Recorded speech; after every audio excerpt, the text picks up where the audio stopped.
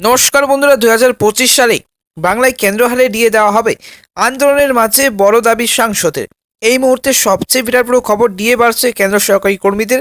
কয়েকদিন পরেই ডিএ বাড়বে রাজ্য সরকারি কর্মীদের। এই মুহূর্তে সবচেয়ে বিরাট বড় খবর। তবে কেন্দ্র ও রাজ্য সরকারি কর্মীদের বেতন ও ডিএর ফারাক কিন্তু অনেকটাই। এই আবহে ডিএ নিয়ে বড় দাবি করলেন রাজ্যের সাংসদ। লোকসভা ভোটের আগে সরকারি কর্মীদের মুখে হাসি ফুটিয়েছে কেন্দ্র সরকার। 4% ডিএ বাড়িয়ে 50% করা হয়েছে কেন্দ্র সরকারি কর্মীদের। এরই সঙ্গে কেন্দ্র সরকারি কর্মচারী এবং অবসরপ্রাপ্ত সরকারি কর্মচারীদের একগুচ্ছ কিন্তু ভাতাও বাড়ানোর সিদ্ধান্তে অনুমোদন দেওয়া হয়। গ্র্যাচুইটির সর্বোচ্চ সীমা কিন্তু বাড়িয়ে 25 লাখ টাকা করা হয়েছে। এছাড়াও ট্রাভেল অ্যালাউন্স, ক্যান্টিন অ্যালাউন্স বা ডেপুটেশন অ্যালাউন্স, বাড়ি ভাড়া ভাতাও কিন্তু বৃদ্ধি করা হয়েছে। তবে এই মুহূর্তে কিন্তু 4% ডিএ বাড়িয়ে 50% করা হয়েছে কেন্দ্র সরকারি কর্মীদের। এবং এদিকে এই যে সবের মাঝেই যে কেন্দ্র সরকারি কর্মীদের তুলনায় আরও কিন্তু পিছিয়ে পড়েছেন বাংলার সরকারি কর্মীরা। তবে এই মুহূর্তে আজ কিন্তু শনিবার ডিএ নিয়ে কিন্তু সংগ্রামী যৌথ মঞ্চের 408তম দিন ধরে আন্দোলন করছেন, দীর্ঘদিন লড়াই করছেন। যতক্ষণ পর্যন্ত ডিএ ঘোষণা করবে না কেন্দ্র সরকারি কর্মচারীদের, এবং সংগ্রামী যৌথ মঞ্চের আহ্বায়ক ভাস্কর ঘোষ বলেন, যতক্ষণ পর্যন্ত ডিএ পাচ্ছেন না ততক্ষণ পর্যন্ত কিন্তু আমরা ডিএ নিয়ে আন্দোলন চালিয়ে যাব। তবে বর্তমানে 10% ডিএ পাচ্ছেন সরকারি কর্মীরা। মে মাস থেকে কিন্তু আরও 4% বেড়ে বাংলা সরকারি কর্মচারীদের বা কর্মীদের যে ডিএ হবে মোট 14%, এবং মে মাস থেকে সেই কার্যকর হবে। তখন কেন্দ্র ও রাজ্যের যে কর্মীদের পার্থক্য থাকবে 36%। এই আবহে এবং বর্তমানে কিন্তু 40%, অনেকটাই কিন্তু ডিএ পার্থক্য রয়েছে।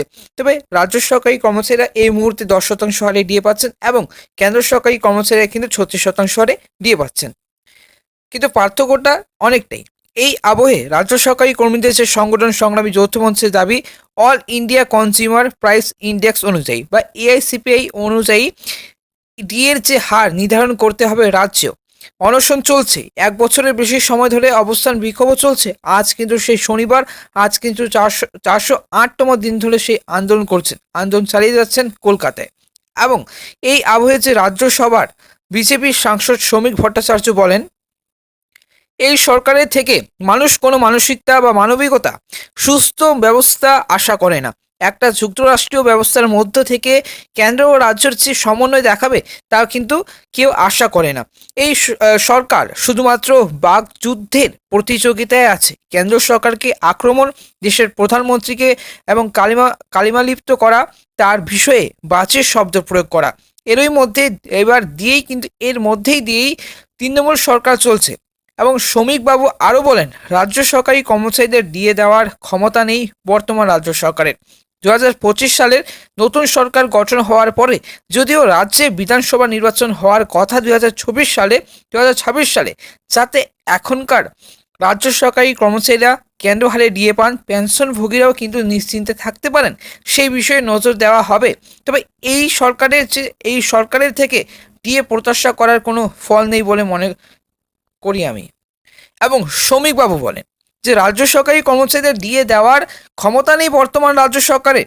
2024 সালের নতুন সরকার গঠন হওয়ার পরে যদিও রাজ্য বিধানসভা নির্বাচন হওয়ার কথা 2026 সালে, যাতে এখানকার রাজ্য সরকারি কর্মচারীরা কেন্দ্র হারে ডিএ পান, পেনশনভোগীরা নিশ্চিন্তে থাকতে পারেন, সেই বিষয়ে নজর দেওয়া হবে। তবে এই সরকারের থেকে ডিএ প্রত্যাশা করার কিন্তু দুর্ভাগ্যজনক বা কোনো ফল নেই বলে মনে করি আমি। তবে এই মুহূর্তে যে শ্রমিকবাবু বক্তব্য, তবে এই মুহূর্তে যে খবর জানা যাচ্ছে যে ডিএ নিয়ে যে রাজ্য সরকারি কর্মচারীরা এখনো পর্যন্ত কিন্তু লড়াই চালিয়ে যাচ্ছেন।